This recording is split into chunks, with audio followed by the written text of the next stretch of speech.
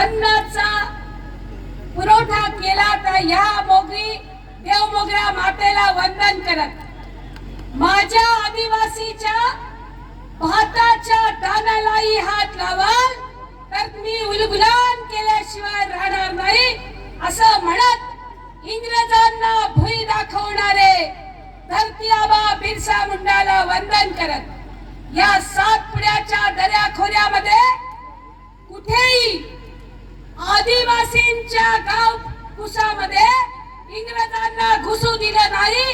त्या तंट्या मामाला आणि खाजा नायकांना वंदन करत भावांनो आणि बहिणींनो, आज आपण या धानोऱ्या गावामध्ये शिरीष दादांच्या प्रचार सभेसाठी एकत्र जमलेलो आहोत. आणि म्हणून ज्यांच्या मनामध्ये आदिवासीची अस्मिता आहे त्या सर्व भावांना सर्व बहिणींना माझा जय आदिवासी. भावांनो आणि बहिणींनो, धानोऱ्याला येत असताना मध्ये विजय गावितांचा पण मतदार संघ लागला आणि त्या मतदार संघामध्ये त्यांनी बॅनर लावलेले आहेत. विजय गावितांनी काय बॅनर लावले? ना जातीसाठी, ना आरक्षणासाठी, ना ठेकेदारीसाठी, आपलं मत विकासासाठी. म्हटलं वा रे विजय गावित, धनगर आमच्या मध्ये आले तर चालेल तुला, ना आरक्षणासाठी म्हणतो, मग इकडे तुझ्या भावाला तुला बी हिसका दाखवतो. हे सांगायला धानोऱ्याची जनता ना जातीसाठी आमचे पोरं आश्रम शाळेमध्ये मरतात, आमच्या बायांना रोजगारासाठी गुजरात मध्ये जावं लागतं आणि तरी तू म्हणत असशील की न जातीसाठी तर 30 वर्ष तुला सत्ता देऊन आम्ही चूक केली आहे सांगायला आज धानोऱ्याची जनता इथे जमलेली आहे. आणि तो शरद गावित पेला घेऊन उभा आहे. मला आठवतं 1995 मध्ये एसटीचा हेल्पर होता. एसटीचा हेल्पर माणूस डायरेक्ट एवढी संपत्ती गोळा झाली. मला जरा प्रश्न पडला, दुसरी कोणतीच नोकरी करायची नाही, एसटीचा हेल्पर व्हायचं आणि फॉर्च्यून गाडी उडवायची. इतका पैसा कुठून आला जरा विचारलं पाहिजे आपण. आणि म्हणून इथे येऊन सांगतोय म्हणे मी हे दिलं ते दिलं. अरे बाबा, एवढ्या योजना दिल्या म्हणून मी जरा नवापूरच्या गावांमध्ये घुसली. म्हणजे त्याला बघू काय काय दिलं. त्याची साडी पाहिली, बोई आपुतियल साडी लुगडू घेतला, साडी पाहिली. अरे त्याच्यामधून मच्छर बी थांबणार नाही अशी साडी देतो. मासे धरायला गेलो तर जिऱ्या बी निघून जातील अशी साडी देतो. आणि तू म्हणतो मी डोंगर देतो, काय मोडी देती, काय गाय देती, म्हैस देती. मला अजून पण माहिती आहे. मी तुम्हाला परत एकदा सांगे, अक्कलकुयामध्ये यांनी गाय आणि म्हशी दिल्या. मी एका होरपळी नावाच्या गावाला गेली होती. त्या गावामध्ये गाय आणि बछडं दिलं होतं त्यांनी. बछडं एका बाजूला आणि गाय दुसऱ्या बाजूला. मी त्यांना विचारलं, आमच्या एका कार्यकर्त्याला म्हटले, भाऊ अरे गाय आणि बछडं नव्या गावाला आलं तर त्या आईला चिटकेल का नाही लेकरू, हे कसं काय बाजूला जातं? म्हणे ताई तू शेतकऱ्यात पोरी की हाय का ना? म्हटलं हाय, पण जास्त काय ना मालूम, शहरमा हिकली हाय. तो म्हणे हे जी गावडी आहे ना हे बेकड आहे, दूध काय ना देणारी ती दुईनी आहे आणि ती पिल्लू दुसरं आहे, म्हणजे एकही तुम्हाला विकास केला.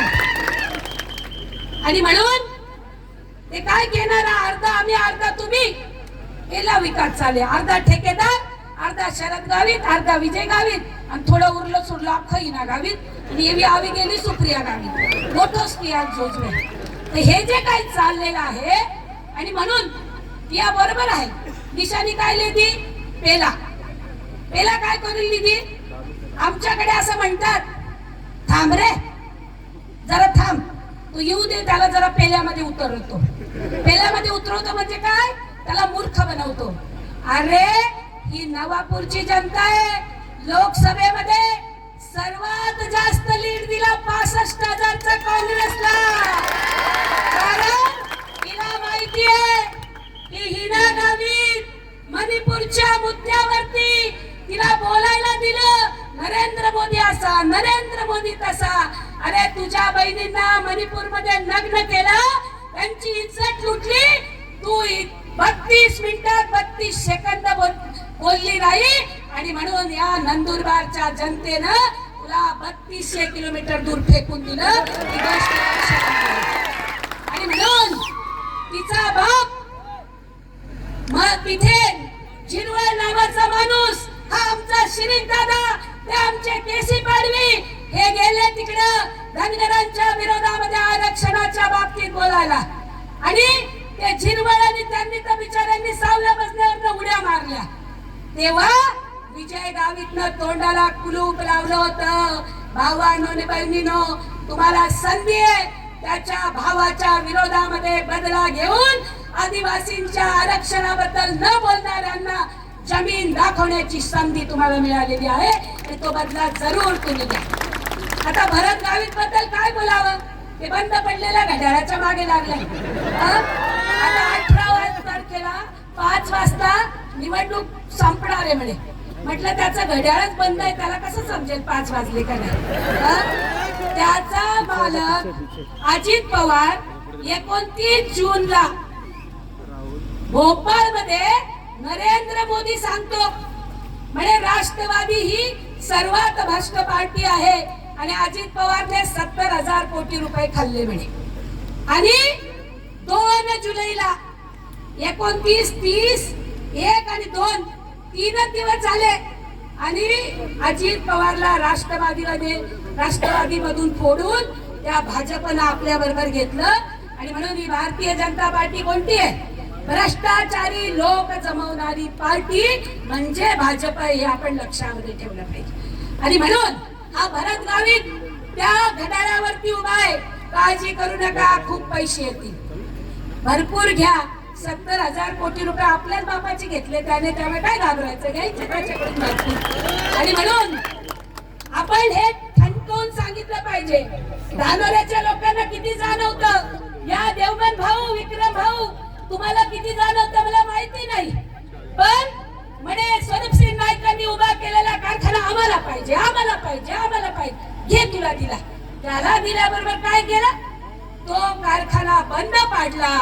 अरे तू आमचा कारखाना बंद पाडला, आमच्या ऊसाच्या शेतामधून आमच्या डोळ्यामध्ये पाणी आणलं.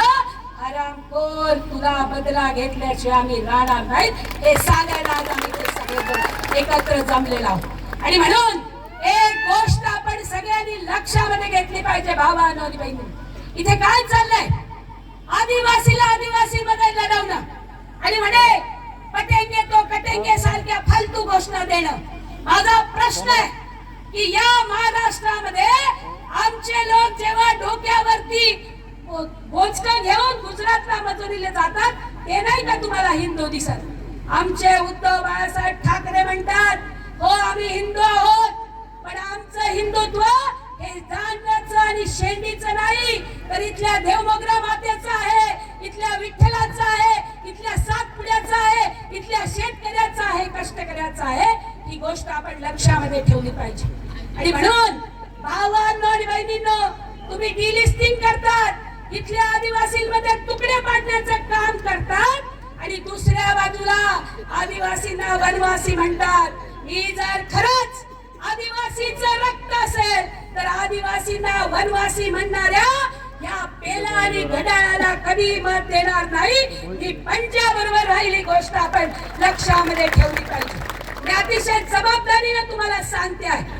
झारखंडचा व्हिडिओ काढा अमित शहाचा. काय म्हणतोय झारखंड मध्ये अमित शहा? अमित शहा म्हणतोय मला समान नागरिक कायदा आणायचा आहे.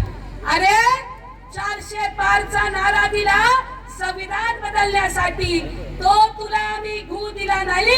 आता समान नागरिक कायद्याचा जर तू मुद्दा आणणार असशील तर महाराष्ट्र पहिलं राज्य असेल, आणि महाराष्ट्रामध्ये आदिवासी मूळ निवासी मालक हा पहिला असेल की जो या महाराष्ट्रामध्ये कदापिही या अमित शहाच्या भाजप आणि महायुतीला सत्तेवरती येऊ देणार नाही. हे आपल्याला ठणकावून सांगावं लागेल. तो देवेंद्र फडणवीस नावाचा माणूस नाही, देवेंद्र फडणवीस नावाचा माणूस, हे माझे तरुण पोरं इथे सगळे उभे आहेत. यांना विचारा, कायदा आणला, आमचा पहिला पंतप्रधान, आमची शान पंडित जवाहरलाल नेहरूंनी 1952 मध्ये पंचसूत्री आणली आणि आदिवासींना स्वशासनाचा कायदा दिला. मुंबई दिल्लीत कोणाचंही सरकार असू दे, पण आमच्या गावात आम्ही सरकार हा नारा पंडित जवाहरलाल नेहरूंनी 1952 मध्ये आदिवासींसाठी दिला. आणि हा देवेंद्र फडणवीस काय करतो, यानं पेसा कायद्यामध्ये भरती, कोणी ग्रामसेवक झालं असतं, कोणी शिक्षक झालं असतं, कोणी तलाठी झालं असतं, कोणी वन विभागामध्ये नोकरीला लागलं असतं.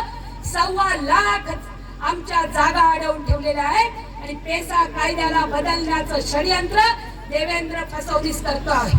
अरे मी जर खरंच मूळ निवासी आदिवासीचा पोरगा असेल, वंशज असेल, तर मी या फसवणुकीला आसमान दाखवल्याशिवाय राहणार नाही. ही गोष्ट आपल्याला ठणकावून सांगावं लागेल. भावांनो आणि बहिणींनो, तुमचे 11,000 कोटी रुपये यांनी खाल्ले मागच्या 2.5 वर्षामध्ये.